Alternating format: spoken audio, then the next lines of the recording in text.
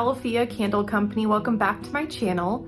In today's video, I'll be showing you guys how I make my oval concrete trays, how I seal them, and how I label them. So I hope you guys enjoy the video, and let's go ahead and get started. Okay, so these are the molds that I use to make my oval trays. These are just from Amazon. I do have them linked in my storefront below. And I love these. They're affordable and they work just fine to make the oval trays. So one important thing to keep in mind when you're making these is to have a flat surface. You want it to be even, that way your tray is not going to be wonky. Mine is not perfectly level, but it's pretty close. So I like to pour them out here on my workbench. So I'm gonna move those over there so we can get our bowl. I just rinsed this out, so there's still a little bit of dribbles in there. And let me get some gloves on. Okay, I have my mask on now, so I might sound a little muffled, but we're gonna be starting out with about 1 cup of cement all. I find that that is usually the amount needed for the trays. And what I love about these, and really any concrete creations, is that there are so many possibilities you can do. You can add pigment, you can swirl in metallic paint, you can swirl in regular paint. You can really do so much with these. You can do two-toned, or when it's dried, you can add speckles to it. There's just so many options, and it's really fun to let your creativity flow. What I think I'm gonna do, I just poured some more fall vessels, and the maroon color kind of inspired me from one of my fall vessels. So I'm gonna add a couple different pigments here to achieve that color. And I just recently switched all of my pigments over to these to-go food containers. And I labeled the tops. I do need to add a label here on the side so when they're stacked I can easily see what is what, but it just is a lot easier than trying to reach into the bags and making a mess everywhere. So I think I'm gonna add some of this 115 from Direct Colors. I'll do maybe like half a spoonful of that. And then I'm gonna add a little bit of red as well to kind of get that maroon color. And this is number 121. This stuff can be a little potent like the blues, so I'm only gonna add just a little bit of that.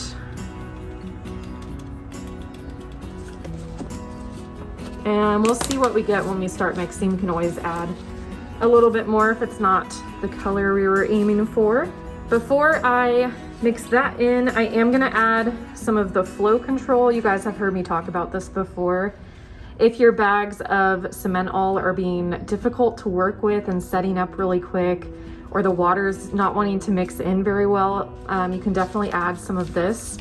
I just do a little sprinkle, and it just makes it a lot easier to work with. That stuff has been such a miracle for me. So I like to just mix in all the pigment before I add my water. And then I'm thinking I'm gonna add some rose gold paint into this before we pour. So I have that on hand. And I did wanna mention that sometimes you can hear it's a little bit liquidy. I like to add a little water into this to make it more fluid. And I find that it just kind of spreads easier throughout the mold. It's not gonna be all clumped up in one spot. Okay, so that is mixed in. And now I'm just gonna start adding water. And I just kind of eyeball it with these trays. I do, with the trays, prefer my mixture to be a little bit more on the watery side, especially if we're going to be adding paint, because that really will thicken it up. All right, now that we've got that color mixed in, I think I'm going to add a little bit more. I want it to be a little bit darker, and also need to add a little more red in there. How many times can I say little? And I can already tell we're gonna need to add more flow control. All right, so that was probably about equal amounts of each of those. I'm gonna add some water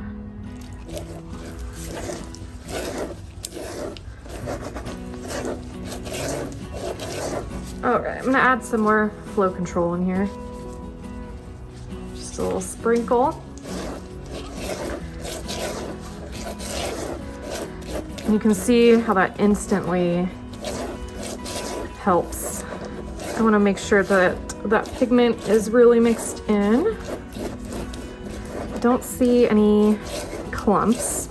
I'm gonna add just a bit more water because again, I'm gonna be swirling in that paint, so I want it to be on the thinner side. Okay, so this is about the consistency that I look for if I'm gonna be adding paint. And then I'll shake this up one more time. And just going to drizzle a little bit.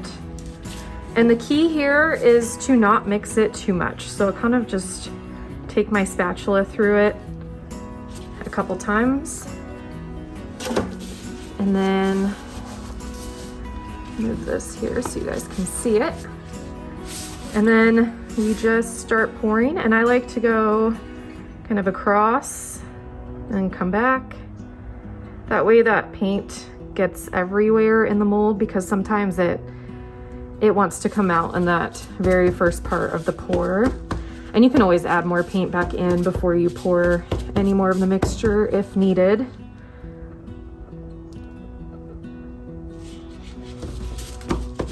And then I just lift up the ends like this and kind of tap the sides to get those bubbles out and get the mixture to flow evenly into the mold.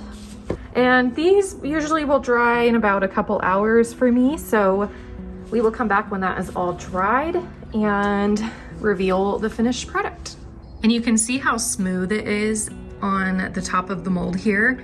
And that is what we're looking for. We don't want to have it be really textured and anything that can potentially rough up somebody's hands when they're holding it. So you want your bottom of the tray or your top of the mold to be as smooth as possible. And I find that having a runnier mixture is the key to that. Here are my fall vessels that I just poured. So I did 4 of my maroon and 2 of the orange. I already have some green on hand, and that's kind of the color that was inspiring me with this tray.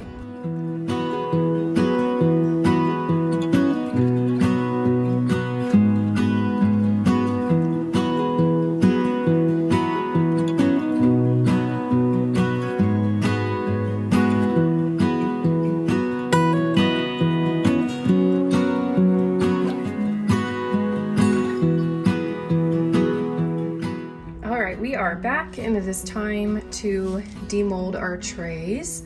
These are super easy to demold. I just peel back one end and then pull it all the way off. And you can see there's a little bit of sanding that we need to do, but that is super easy. So I'll just grab my sanding block and just run it along the edge.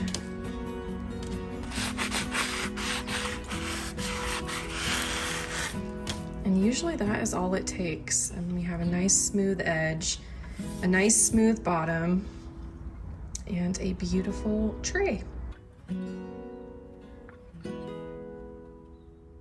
Okay, now that this has had a few days to cure, I'm gonna go ahead and put a label on the back of it, as well as the little silicone bumpers. And I'm also going to seal it. Now, sealing is an optional step when it comes to these trays. I know some people don't seal them. I like to seal just this area right here that people are actually going to place stuff on, just to help with the wear and tear a little bit. So we're gonna go ahead and do that. First, I will put on the label. And these are just labels that I made on Canva and printed out using the online labels Maestro label designer. I am thinking of listing labels for concrete items in my digital download store.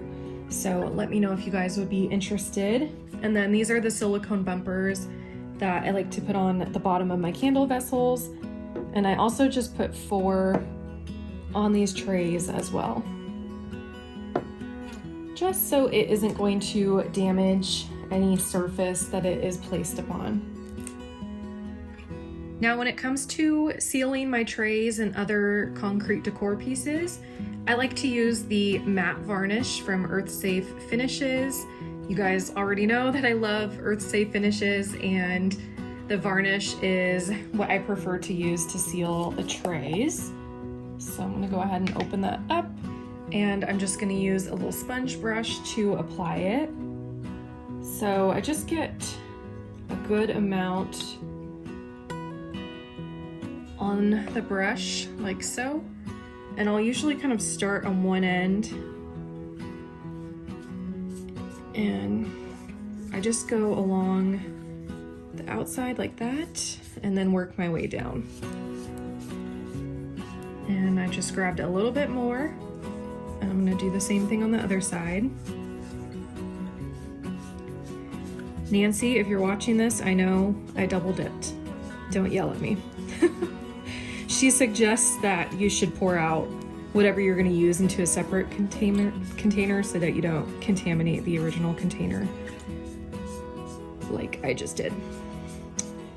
Okay, and then once it looks like it all has been sealed, we just let it dry, and this only takes a few minutes to dry. If you want, you can totally seal the rest of the tray, but like I said, I just like to do that area that typically gets used. And yes, using the sponge brush to apply this does leave some little lines. I'm not sure that you can see, but I personally don't mind that, and my customers do not even pay any attention to that. You can try applying it a different way if you are not into that, but like I said, I find that it doesn't matter. Alrighty, it is dry. That only took a few minutes. Super easy. Now, for labeling these, a lot of people like to do sort of the wraparound cigar band look, which you could totally do. I had done that in the past, and then I switched to making these on my Cricut, and I just tie them on. Oops, sorry, keep shaking the camera. I just tie them on with a little piece of twine. So what I like to do is put the twine underneath. I'll cut off the end. Okay, I just moved the camera a little bit so my arm's not so much in the way. But what I like to do is make the first knot, and then I'll take my little label, and I have a hole right there that I just slide the twine through. And then I'll try to pull that as tight as I can and make a bow like so. And then I'll just cut off a little bit of this excess. And there we have our finished product. So that is the end of the video. I hope you guys found it helpful. If you did, feel free to give it a thumbs up and subscribe, and I'll see you guys in the next one.